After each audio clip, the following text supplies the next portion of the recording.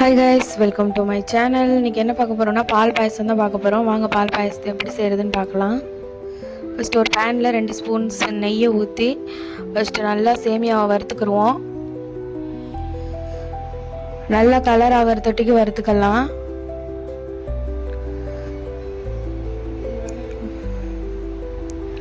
ஒரு நல்ல red brown கலரில் ஆகும். நல்ல ஒரு ப்ரௌனிஸ்ட் கலரில் நல்லா ரோஸ்ட் ஆனதுக்கப்புறம் எவ்வளோதுக்கு ரோஸ்ட் ஆகுதோ அவ்வளோ டேஸ்ட்டாக இருக்கும்.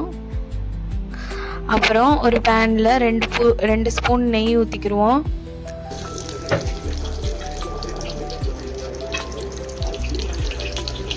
அப்புறம் முந்திரி கிஸ்மிஸும் போட்டுக்கலாம். எவ்வளோதுக்கு நம்ம கிஸ்மிஸ் நம்ம கம்மி பண்ணுறோமோ அவ்வளோதுக்கு நல்லாயிருக்கும். முந்திரி எவ்வளோதுக்கு கூட சேர்த்துக்கிறோமோ அவ்வளோதுக்கு நல்லாயிருக்கும். இந்த மாதிரி ப்ரௌன் கலரில் ஆகிக்கிறோம். அப்புறம் 1 லிட்ரு பால் ஊற்றிக்கிடுவோம்.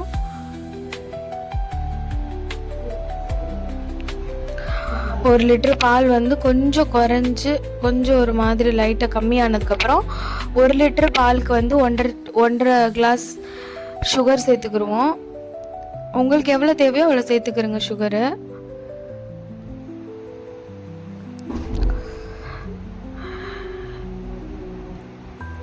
நம்ம எவ்வளோதுக்கு முந்திரி பருப்பு கூட சேர்க்குறோமோ அவ்வளோதுக்கு டேஸ்ட்டாக இருக்கும்.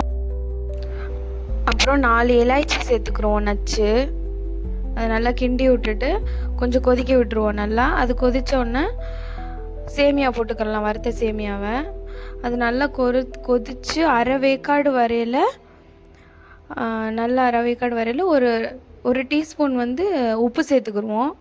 அப்புறம் வறுத்து வச்ச முந்திரி கிஷ்மிஸ் எல்லாம் சேர்த்துட்டு ஒரு 2 நிமிஷம் கொதிக்க விட்டுட்டு 1 ஸ்பூன் நெய் சேர்த்து அப்படியே கொதிக்க விட்டுட்டு அப்படியே விட்டுட்டோம்னா 20 மினிட்ஸ் அப்படியே விட்டோம்னா நல்லா சுவையான பால் பாயசம் ரெடி. இந்த வீடியோ உங்களுக்கு பிடிச்சிருந்துச்சுன்னா லைக் பண்ணுங்கள், கமெண்ட் பண்ணுங்கள், சப்ஸ்கிரைப் பண்ணுங்கள். பாய்.